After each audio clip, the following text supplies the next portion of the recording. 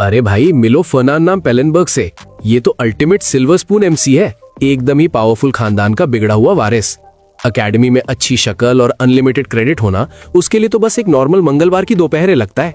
लेकिन रुको, जब वो आराम से घूम रहा था तभी इस अमीर जीनियस को एक रैंडम बिजली का झटका लगा और वो पूरी तरह से खत्म होने वाला था। जैसे तैसे चमत्कार से वो बच गया और राख नहीं बना। फिर एक भटकती स्पिरिट आई और उसने उसकी एकदम स्कल्प्टेड बॉडी पर कब्जा करने की कोशिश की। फरनान ने जल्दी से सिचुएशन को समझ लिया और उसने अपनी पावरफुल माना निकाली ताकि उस घुसने वाले को पीछे ढकेल सके। लेकिन उस पुरानी सोल का थोड़ा सा हिस्सा अब भी एमसी के अंदर फ्यूज हो गया। तुरंत ही उसको अजीबोगरीब बाहर की यादें आने लगी और बिजार सिस्टम टेक्स्ट उसकी आंखों के सामने चमकने लगे। ये डर भरी प्रोफेसीज थीं जिसमें बताया गया था कि सोलोमन के 72 डेमन्स धरती पर अपोकलिप्स लाने वाले हैं। लेकिन रुको, ये है हमारे लाडले प्रोटैगनिस्ट के लिए असली हॉरर। विजन में साफ साफ कहा गया था कि फर्नान नाम पेलेनबर्ग को उसके घर से निकाल दिया जाएगा, वो बर्बाद हो जाएगा और उसको गरीबी में जीना पड़ेगा। यार दुनिया खत्म होने वाली है ये तो ठीक है, लेकिन जिस चीज ने फरनान को सच में गुस्सा दिला दिया वो थी उसकी गरीब बनने की खबर। प्रायोरिटीज भाई, जब से ये हादसा हुआ है फरनान बस यही समझने की कोशिश कर रहा है कि उसको सब लोगों में से दुनिया के टाइमलाइन की ये जानकारी क्यों मिली है। उसने फ्यूचर देखा जहां कोई रैंडम लड़का जिसका नाम आर्मियन है वो असली हीरो बनता है जो इंसानियत को डेमन से बचाता है। लेकिन ये दर्द भरी दिक्कत अभी भी है, उस सेम हीरोइक टाइमलाइन में फरनान जमीन चाट रहा है और भीख मांग रहा है। देखो तो सही हमारा ओपी अमीर एमसी इस खराब गरीबी वाली फेट को कैसे खत्म करने का प्लान बना रहा है। क्लास में वापस आकर फरनान गहरी सोच में डूबा हुआ था। वो मर्ज सोल फ्रैगमेंट्स को देख रहा था, लेकिन इन यादों का ओरिजिन क्या है ये पता नहीं चल रहा था।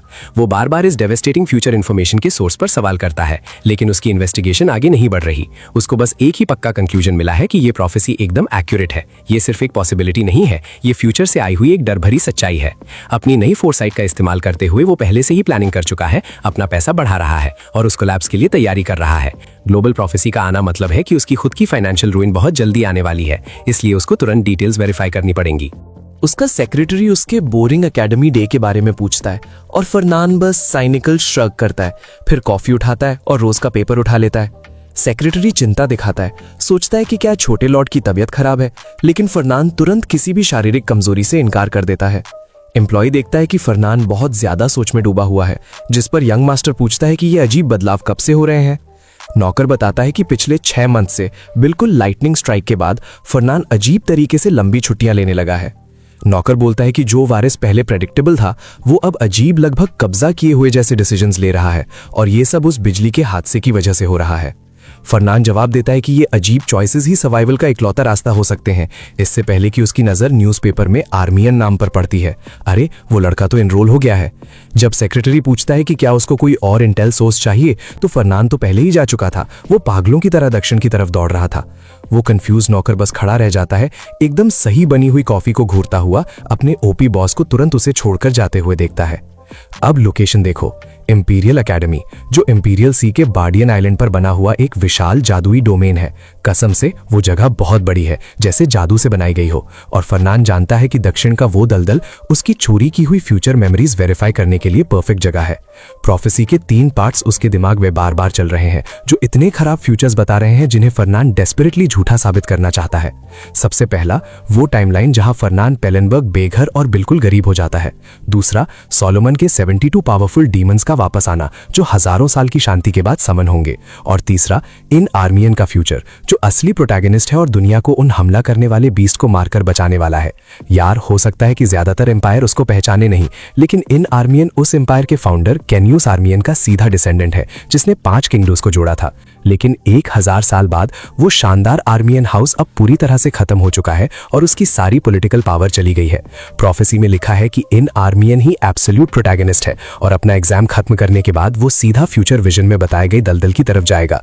अगर फरनान इस सपोज्ड हीरो को बिल्कुल वैसा करते हुए देखता है जैसा फ्यूचर की किताब में लिखा है, तो उसको समझ आ जाएगा कि पूरी प्रोफेसी सच है।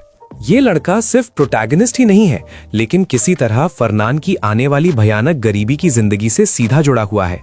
सबसे खराब पार्ट यह है कि फरनान को सिर्फ जनरल प्लॉट पॉइंट्स पता है, उसको कॉज और इफेक्ट का बिल्कुल भी नॉलेज नहीं है, क्योंकि उसको ये भी नहीं पता कि हीरोज से नफरत क्यों करेगा।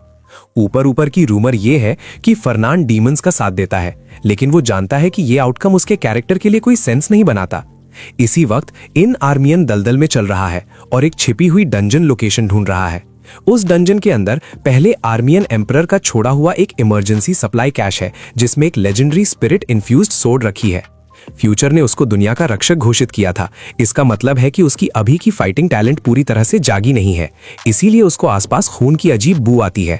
वो खून एक क्रोकर का है, जो अकेडमी के दलदल में छिपा हुआ एक खतरनाक भारी आर्मर्ड एपेक्स प्रेडेटर है। फरनान नोट करता है कि सिनारियो बिल्कुल वैसा ही हो रहा है जैसा प्रेडिक्ट किया गया था, लेकिन इससे पहले कि वो खुद डंजन चेक करे, उसको आसपास कुछ मूवमेंट महसूस होती है। वो इन आर्मियन को देखता है, सोचता है कि प्रोटैगनिस्ट अभी भी एंट्रेंस के बाहर क्यों है और डंजन के अंदर क्यों नहीं गया। फरनान तुरंत इन आर्मियन को याद दिलाता है कि ये एरिया नए स्टूडेंट्स के लिए बहुत रिस्ट्रिक्टेड है। इन आर्मियन हैरान होता है और पूछता है कि फरनान उसको कैसे पहचानता है, जिस पर हमारा एमसी जवाब देता है कि वो इस इलस्ट्रियस आर्मियन डिसेंडेंट को जानता है। जाहिर सी बात है, दुनिया के प्रोटैगनिस्ट को उस अजीब पावरफुल रैंकर की आइडेंटिटी जाननी चाहिए जो उससे बात कर रहा है।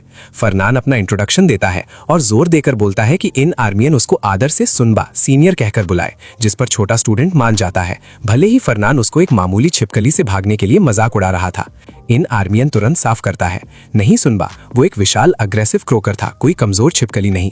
फरनान उसको एक वायल देता है, चेतावनी देते हुए कि क्रोकर्स तो साल में कभी कभी दिखते हैं, तो उसकी किस्मत आज खराब है। वो आराम से मेंशन करता है कि ये पोशन टॉप टियर है और 10 सस्ती लो ग्रेड रिकवरी वायल से भी ज्यादा कीमती है।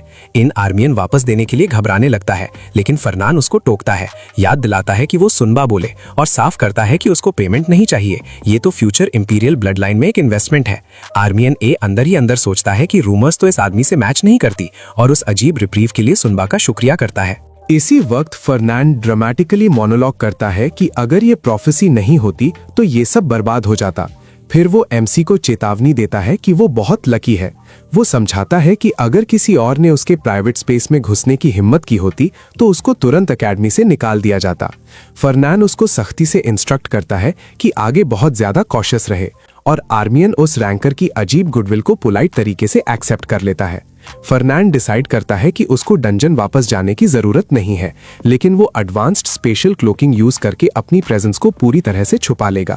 थोड़ी देर बाद वो ओपी रैंकर चुपके से एमसी आर्मियन ए के पीछे पीछे डंजन के अंदर चला जाता है। फर्नांड ऑब्जर्व करता है कि ये सच में आर्मियन ए का टेरिटरी था और अंदाजा लगाता है कि एमसी ने पूरा एरिया साफ कर दिया होगा। यार, लेकिन उसको जो चीज सच में अजीब लगी वो थी कुछ अजीब मैजिकल लैंप्स की प्रेजेंस, जिनसे उसको बिल्कुल भी मैना निकलता हुआ महसूस नहीं हो रहा था। उसको एहसास हुआ कि एनवायरनमेंट में कोई चीज आसपास की सारी मैजिक एनर्जी को एब्जॉर्ब कर रही है, जिस वजह से उसको शक हुआ कि क्या ये lamp semi permanent light sources होने चाहिए थे। फर्नांड को याद आया कि ए की जो अभी की इमेज है वो प्रोफेसी में बताए गए उस दुख भरे हीरो से बिल्कुल अलग है, जिस वजह से उसको अपने खुद के फ्यूचर की वैलिडिटी पर बड़ा शक हो रहा था। ओरिजिनल प्रोफेसी में ए पहले से ही काफी जख्मी हालत में डंजन में घुसा था और उसके गिरने के तेज झटके से उसका पूरा शरीर टूट गया था। उस जख्मी एमसी ने अपने पास बचे हुए हर पोशन को पी लिया, लेकिन उसके जख्म फिर भी जानलेवा हद तक गहरे थे। उस बहुत ज्यादा दर्द के बावजूद भी ए बिना थके आगे बढ़ता रहा जब तक उसने कोई कमाल की चीज नहीं देख ली। उस सुनसान ऑल्टर के आखिरी कोने पर एक बहुत बड़ी लॉन्ग सोर्ड थी, जिसे देखकर उसको तुरंत पकड़ने की एक अजीब सी चाहत हुई। जैसे ही ए ने उस वेपन को पकड़ा, एक चमकदार आंखें चौंधियाने वाली रेडियंस ने जोर से पूरी केव को उस अंधेरे से आजाद कर दिया। फर्नांड सोचता है कि बची हुई एनर्जी इतनी कमजोर थी कि वो पूरी तरह से गायब हो सकती थी, लेकिन उसने अभी भी पावरफुल मैजिक के हल्के निशान छोड़ दिए थे। उसने ऑल्टर के बीच में बने उस अजीब निशान को देखा और फिर एंट के बारे में सोचा, जिसने डंजन को बिना किसी जख्म के पार कर लिया था। ये पूरा उलझन भरा माहौल इस चौंकाने वाले नतीजे की तरफ इशारा करता था कि प्रोफेसी सच में बिल्कुल रियल थी। तो इसका मतलब ये था कि फर्नांड का ये अफरा तफरी वाला बर्बाद फ्यूचर सच में होने वाला था, चाहे वो कितने भी चेंजेस देख रहा हो।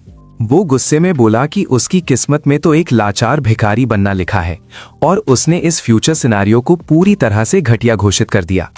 एंड अरी आर्मियन ही इस पूरी प्रोफेसी का लेजेंडरी प्रोटैगनिस्ट है, वो हीरो जिसको दुनिया को डेमोनिक खतरों से बचाना है, और वो इंसान भी है जिसके बारे में किसी तरह ये प्रोफेसी की गई है कि वो फर्नन की पूरी बर्बादी का कारण बनेगा।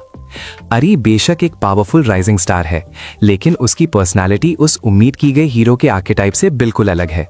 एमसी उस तरह का इंसान है जो किसी भी मटेरियल दौलत या स्टेटस से बहुत ज्यादा पर्सनल मान सम्मान को वैल्यू करता है।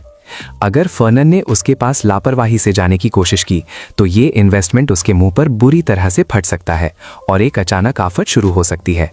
वो बड़े जोर से सोचता है कि इस मुश्किल वेरिएबल को हैंडल करने का सबसे अच्छा तरीका क्या है और गुनगुनाता है कि ये तो एक बहुत बड़ा स्ट्रेटेजिक डायलेमा बनता जा रहा है। उसके वफादार नौकर ने तुरंत अपने मालिक से हालात की दिक्कत के बारे में सवाल किया। फर्नन ने हाइव को बताया कि अरी एक बहुत बड़ी अपॉर्चुनिटी है, एक ऐसी चीज है जिसकी वैल्यू जरूर बढ़ जाएगी अगर वो ठीक से इन्वेस्ट करे। उसके बाद उसने अपने नौकर की प्रोफेशनल ओपिनियन मांगी कि उसको आगे कैसे बढ़ना चाहिए और हाइड ने उसको बिल्कुल भी एक सेकंड के लिए भी ना हिचकिचाने की सलाह दी। यंग मास्टर ने शिकायत की कि अरी की अनकोऑपरेटिव पर्सनालिटी उसके इन्वेस्टमेंट गोल से मैच नहीं करती। हाइड ने इस चिंता को ये कहकर टाल दिया कि ड्यूक ने मशहूर तौर पर कहा था कि काफी कैश फ्लो हो तो पर्सनालिटीज को भी